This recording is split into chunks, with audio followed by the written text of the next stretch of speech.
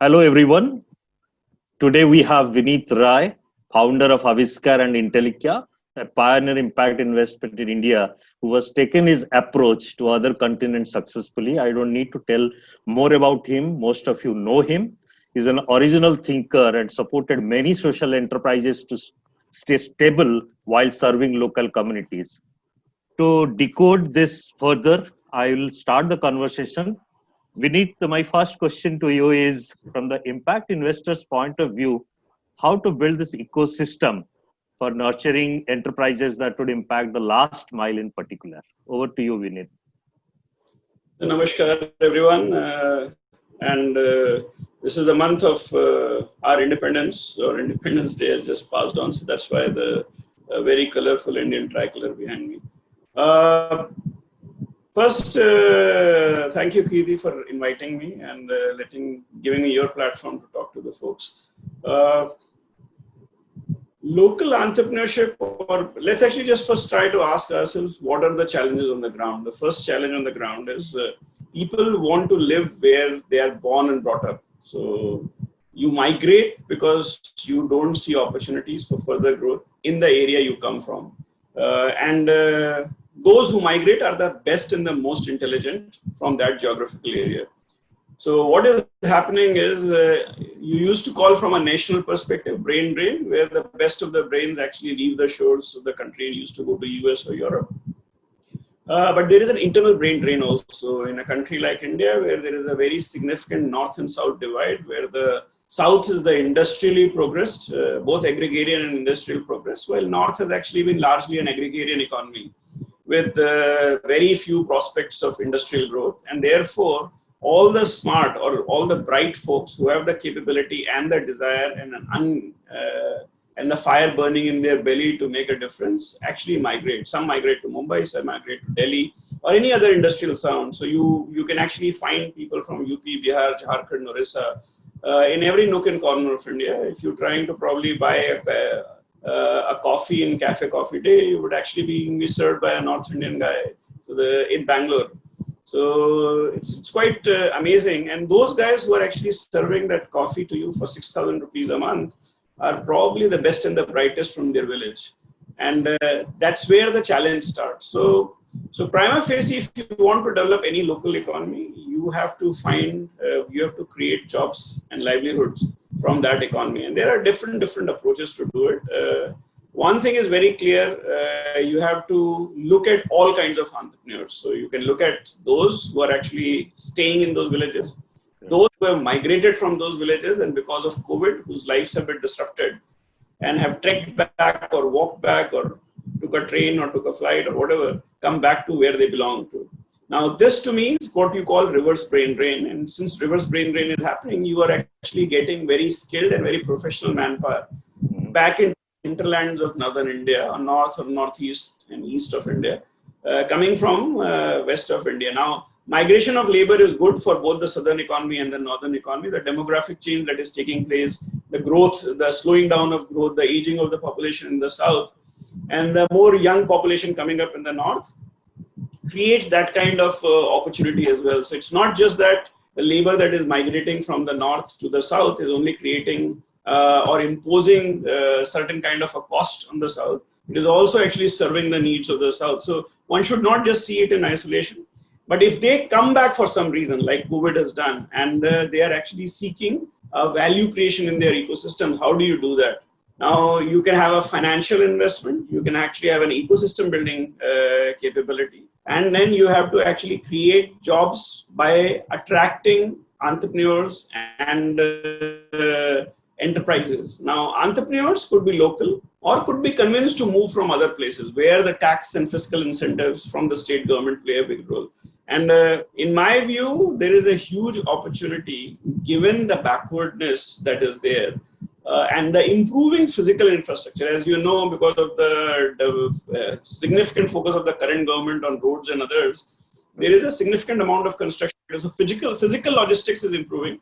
I think one of the biggest challenges that we used to face earlier was in the northern states, there was no electricity at all. The power cuts used to be 12 hours, 18 hours. I was actually driving through UP recently and I was quite surprised see that even in the remotest villages, the electricity is available for roughly around 18 hours. But you will have to use the entire ecosystem. So microfinance is a very, very important tool. What a microfinance does is not necessarily should be seen as a poverty alleviation tool, but it is an empowering tool which allows a poor person the right to make a choice for her or his destiny. Right. Then other kinds of financial instruments. Then you have to actually get into incubation, and then there is a physical incubation model which is largely focused toward creating an enterprise, where I think we are probably going wrong, because the labor is not going to come thinking about creating. So the migrant labor which is coming back is actually not necessarily thinking about creating a venture capital-led enterprise. They are more likely to start a micro enterprise, and micro enterprise incubation is very different from an incubation that we know. And I think this is where democratization of incubation and use of technology becomes extremely important. Right. Then there's need for nurturing startups, and those nurturing startups is actually again a very important area. Requires again significant incubation support, but more than incubations, you need to build an entire ecosystem. Mm-hmm. You need to explain to capital why they should come there, but you need to explain entrepreneurs how to welcome capital, because if there is a continuous, there will always be tension between entrepreneur and the capital providers. Because the capital provider is coming to actually make a return in a given time, definite time, while the entrepreneur is trying to build a business for themselves for life. So the tension will always be there, but a healthy tension is good. It can always turn into a bad tension, but healthy tension is good. And you need to have scientific temper to deal with a healthy tension. It's very difficult for a lot of people to deal with the tension with the investors, and therefore it requires some level of ecosystem building, coaching, partnerships, presence of independent directors, especially if you're doing a startup. Finally, the entrepreneurs need to understand the meaning of scale and to build business in a slightly broken ecosystem that exists in these geographies. So you have to look at the entire hierarchy of impact. Right.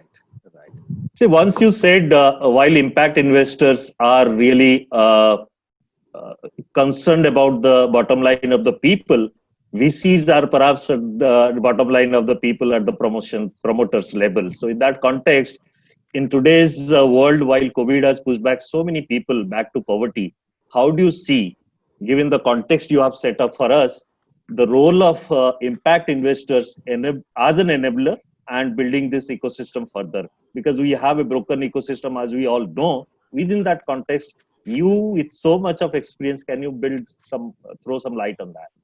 I think that's my perspective. It's not necessarily impact investors' perspective. So there is a distinction. There's Vineet's perspective of what impact investors should do. And then there is impact investors' perspective of what impact investors should do. Right.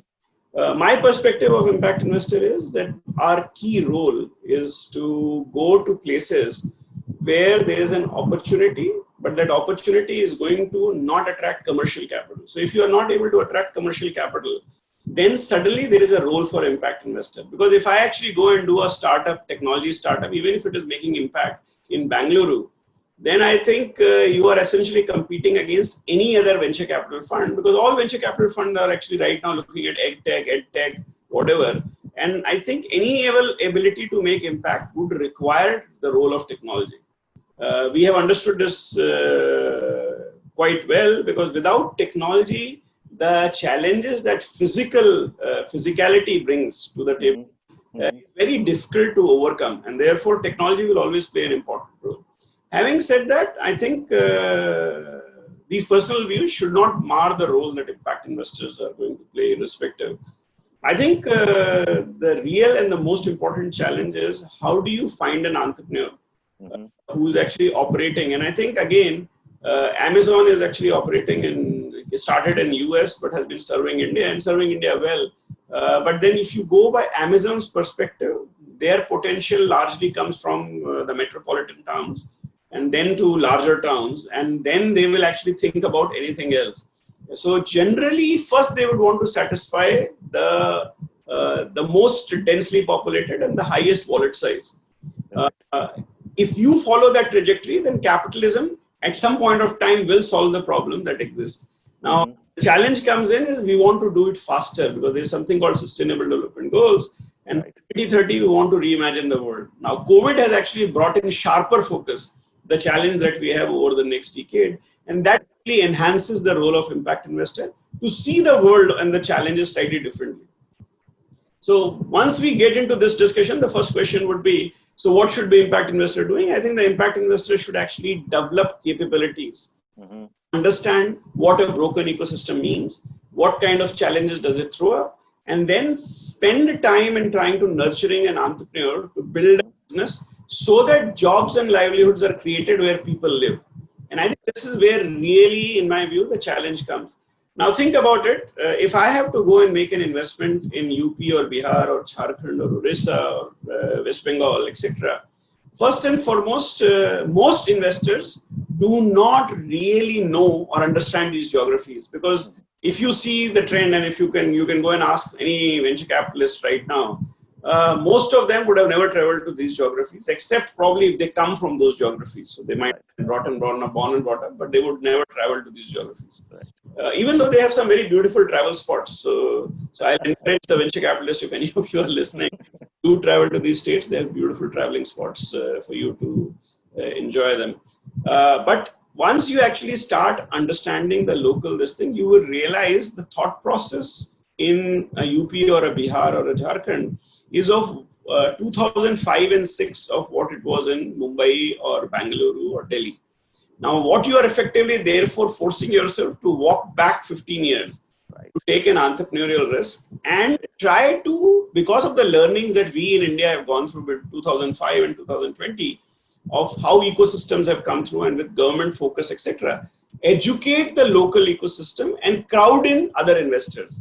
Now, how can you crowd in other investors? The impact investor will have to take the risk of identifying an entrepreneur who probably is not 100% at that point of time, with probably a great idea. Now, this gets compensated by less competition. Again, this is not a wild charitable thing that we are doing. As impact investors, we have to be very prudent in clearly identifying that when we are taking a risk on a 75% in terms of an entrepreneur who has not really seen the world at 75%, and we have a broken ecosystem, what is the flip positive side? Because if you don't have a positive side to this entire negative side, then you are going to become a charity. You will not be an investor. So when I go into a Bihar and I actually see a company coming up with an idea of a grain bank, technology-led grain bank, I actually also see that this company is not going to have a competition coming in till it reaches a 500 crore or 800 crore revenue. That actually is the beauty, because for somebody from Bangalore or Mumbai or Delhi to migrate back to Samastipur and try to set it up is going to be incredibly difficult. To create the local idea, you need to have the capability as an entrepreneur to understand the local challenges and logistics very well. Now, once this company becomes successful and others are copying it, like it happened in case of Uber and Ola and others, people will come up, and I think that's a very healthy sign. As has been said, copying is the best form of flattery. So if you actually have a great idea and you can demonstrate scale, but then your unique selling proposition is that you understand the local nuances better than a person coming from US or UK or Mumbai or Delhi. And therefore, finding a local entrepreneur creates a hedge, a natural hedge against serious competition. Now, this then, if you are a smart impact investor, you should then sell this company as the next future potential unicorn. And by selling, you should be able to crowd in commercial and technology investors, which is exactly what an impact investor's role is. Our job is therefore to take the cutting edge thought process, but do not make best the enemy of better. Yes, I can get a much better entrepreneur in Mumbai or Bangalore, but I should actually be able to work with a better entrepreneur in the local circumstances where there is a massive opportunity that is waiting. Failure, the consequence is same whether you're in Bangalore or Samastipur. But if you are successful in Bangalore, you may have to actually fight with 10 other very smart entrepreneurs. In Bihar, in Samastipur, you might be the smartest entrepreneur and you have a 5-year lead over the next one. And I think that's really the mechanism around which value has to be created. Impact investors, nobody gives us allowance for giving lower returns. So in terms of returns, we are actually going to have to deliver the same kind of returns that an entrepreneur in Bangalore has to deliver. But the risk is our choice, and we can take higher risk in order to actually find a significantly higher return potential. And failures are actually both equally consequential in Bangalore and Bihar, None of us are clairvoyant, so we don't know which company will succeed, which will fail. We have to put in our effort and see. And the distinction, therefore, of impact investor is on a risk-adjusted return basis, not in absolute terms. So we might deliver 20%. A Bangalore fund may also deliver, tech fund may also deliver 20%, or 15%, or 18, or 13. Some of these numbers are bandied around very casually. 20% return is a very tough return to chase, actually, in any circumstances, in any ecosystem. But I think the risk that we will take to deliver a 20% return is going to be higher. And that, in my view, is the real difference that an impact investor brings. So while listening to you, some people may still think you are a philanthropy than an investor. So how do you really balance between the two? I think if I would be a philanthropic, then I'm actually not really going to be honest to my job. Because if I'm a philanthropic, then I would have not created so many companies and I would not created returns. When I started off in 2001, people did think that I was slightly vague, slightly stupid, slightly naive, but a better model than giving money and forgetting about it. Right. At least I'm going to come back and keep reporting what happened, whether my company succeeded or not. Over the last 15 years, we have continuously demonstrated that you can create companies that can then become unique niches. We did it in microfinance, we did it in small finance bank, we did it in artisanal companies like Jaipur, and what we did with Fab India. And then what we have done with Milk Mantra in Orissa, Osam in Jharkhand, Ergos in Bihar, Utkarsh in UP, and many more companies. And what we group ourselves demonstrated with turning around of Arohan and building it into a very successful and large company. So I think these demonstrations very clearly say that we are not really philanthropists. We are as hard-nosed and as difficult as any other investors could be. But we are trying to, I don't believe the entrepreneur needs sympathy. Entrepreneur needs enablement. And if the entrepreneur is enabled, then we are as hard-nosed with them, which with any other investor will be with an entrepreneur in, let's say, Bangalore and UP, Bangalore or Mumbai.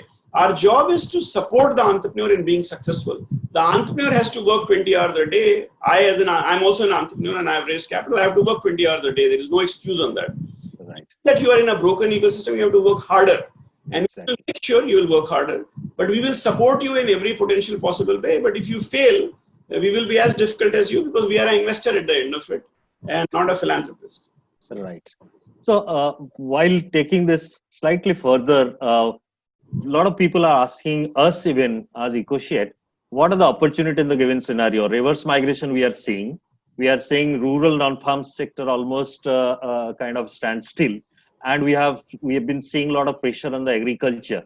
And of course, there would be other opportunity from your perspective, since a lot of people must be approaching you at this point of time. We heard so many companies have come in last few months. That means real entrepreneurs are trying to do something good. But from an opportunity landscape, what are your few recommendations to look at this point of time? See, when you are looking at the kind of challenge that you are talking about, I think it's interesting. So first and foremost, you have to understand these are agrarian economies. Right. We also know that agriculture overemploys. So exactly, it doesn't require so much labor, but it has to produce. So having more labor going back is not going to create any real value. Because the way we are actually going about our agriculture, it is not going to, even if you actually produce a lot of, let's say you increase the productivity by throwing a significant amount of labor, you would not be able to actually compensate it, because the markets on the other side, if you produce a bumper crop, the prices fall. So there is actually a compensating mechanism going on. As you know, Reserve Bank of India would not like inflation to run very high, especially food inflation. So there is actually a compensating force working on the other side. What you can do though is actually convert agriculture into and try to bring in agriculture industry, which is agri-allied. Where you actually take industry closer to where agriculture is taking place and divert a significant amount of labor into that. That's actually one of the best ways to move forward, especially given the agrarian economy that is there. Then you have to introduce a significant amount. Once you have these kind of industries coming up, you have to also train your people to come up with service industry, where India has done quite well, but try to actually service these industries which are local, which are actually serving, and try to scale those enterprises. And most likely, if these enterprises are coming with technological solutions that are slightly different, and are using a horizontal and a vertical. So you can actually go for millets and then build a brand. Actually is what I call a vertical based integration in terms of AgriAllied. Or you can take a horizontal position. We have a company called AgroStar that actually takes a horizontal position, provides all kinds of services. And these companies, when they migrate into UP, Bihar, etc., they require specialized labor or specialized folks. And when people migrate from let's say Pune or Mumbai or Delhi, those guys have the skill sets and capability to offer or service these kind of companies better. The third and the most important thing, I think, is you have to think about a micro entrepreneur, build a financing mechanism. And so, for example, let's say I was a very high quality mason in Mumbai, and I have worked in very large projects. Now, interestingly, I have trekked back to Azamgarh. Let's say I'm just coming up with a name. Let's say I've trekked back to Azamgarh, and I think I can offer, but can I generate the same kind of remuneration that I in UP, in Mumbai? This is actually the question in my mind. Second, I have to now start running a business, but I actually have been in a contractual labor kind of engagement. How do I become from a contractual labor in a broken ecosystem to an entrepreneur? The migration required democratization of entrepreneurship, which is in India largely happening by people iteratively learning. But how do you convert this into a science, from an art to a science? The difference between the art and the science is iterative learning requires significant reflection. And so some people will be successful, but a large number of people will fail. Can we actually provide tools and technologies? And I think we at Intellicap had actually built a platform called Startup Wave, which has been democratizing incubation virtually. Ranchi to Rwanda, we have been doing it across the globe. I have to convert it into that whole, unfortunately, the entire language in that platform is English. So if you can convert that whole idea where you're effectively helping people to understand entrepreneurship with case studies and with coaches, etc. And if it can be done in Hindi. So हम इसको हिंदी में उसी भाषा के अंदर उन लोगों के सामने ले जा सकें जो वो समझते हैं और उसी तरह के रोल मॉडल्स उनको प्रेजेंट करें कि अगर आप एक मेसन हैं तो आपको इस तरह से बिजनेस करना चाहिए, इस तरह से करना चाहिए और एक मेसन्स की कम्युनिटी शुरू कर दें, एक्सेट्रा एक्सेट्रा. उन ज्योग्राफी भी है. So their technology can play a role. Now you have to think very differently, right? To create opportunities for the bright and professional who have walked back. Again, I'm saying I'm using the terms quite loosely here. A professional does not necessarily mean an MBA has walked back. Right. It means a vocationally trained mason who is considered a star mason in Mumbai, who has come back to Azamgarh. Can he actually create a business around what he knows? That can be done if right opportunities and right training is provided to them. Again, these guys have lived in very large metropolitan cities, so they have actually seen life at a different pace. Right. They understand the needs and they can work. So we have to make them as the agents of change to identify. I think the UP government, Bihar government, and Jharkhand government, they are all actually trying to study who all has migrated back, who wants to stay, what kind of skills they bring in. The database is very useful, but the database will not change your reality. It will only tell you what is available. You have to bring in significant amount of inputs to those folks, both in terms of financial as well as softer inputs that I'm talking about, like democratization of entrepreneurship, etc. With some level of online coaching, which will probably make things easier. Penetration of telephone, the high quality of internet, the movement of geo, etc. all aids and helps you in making this happen. So in my view, probably will be a very distinct, this is not something that the impact investors do, but impact investor can create an enterprise that does this. So you can create significant value as well. Absolutely. The last question, Vineet, I can go on and on because my colleagues have asked so many questions, but I'll stop here to the last question wherein you touched upon during the last 5 minutes, but still I want for our audience to understand two things. One is we are so obsessed with incubation as a model to really nurture entrepreneurs. And I think why it is to be done at the B school level, how we then take it to the places where it matters. We have 8,000 plus block headquarters. We have so many NGOs who are trying to be progressive. and so many opportunities, as you're saying, now going to come up in agricultural sector. So how we really take this to the level where it matters the most, along with your experience of making bit of it also through a virtual medium. So you combine both in terms of an approach. From Intellikia point of view, from Aviskar point of view, how do you see what recommendations you have for government or sectors who are trying to pump in this? See, in 2006, 1997, I probably set up India's first incubator, Gyan Grassroots, which was a government incubator actually. Right. The interesting part was, unlike the current incubator's thought process, I was not an academic institution and I had no space. My job was to convert farmers' ideas into innovations. And this is 1997, so this is all 22 years old. The funny part is the new incubation policy is largely driven towards educational institutions. How many professors actually have run a business? So teaching theory of business and doing a practical of running a small business are two very different things. And this is where I think a lot of incubators are facing challenge, because most incubators don't know how to have a business model themselves. Now, if you as a leader of an incubator don't know how to sustain yourself and you want grants to come to you, I know. you do not know how will you teach somebody else to become sustainable. Yeah. To me, that really is the starting challenge. And this challenge comes from what you call templatization of thought process. So the general belief is that scale happens when you dumb down a business model. Unfortunately, incubators don't have a business model. Even in the most evolved areas, very few incubators have had a business model. The second part, and which is actually probably the biggest flaw, we believe an incubator is actually a space incubator. Now, there are different kinds of space incubators. India has actually adopted the thought process around space incubators, something that I have always challenged, that space incubator is the cheapest and the lowest end of any incubation. Right. Yes, you can actually have one or two very big successes, but as you realized, even Mayoshi-san figured out after a long time that pumping billions of dollars also does not make an incubator sustainable or valuable. Right. Leasing, taking large space as space on lease and then breaking it down into small forms can only generate very small returns. Now, the idea behind an incubator, therefore, has to be thought from an intellectual incubation rather than actually a physical incubator. I am not against physical incubator. I'm just saying seeing them as a solution is a very large mistake.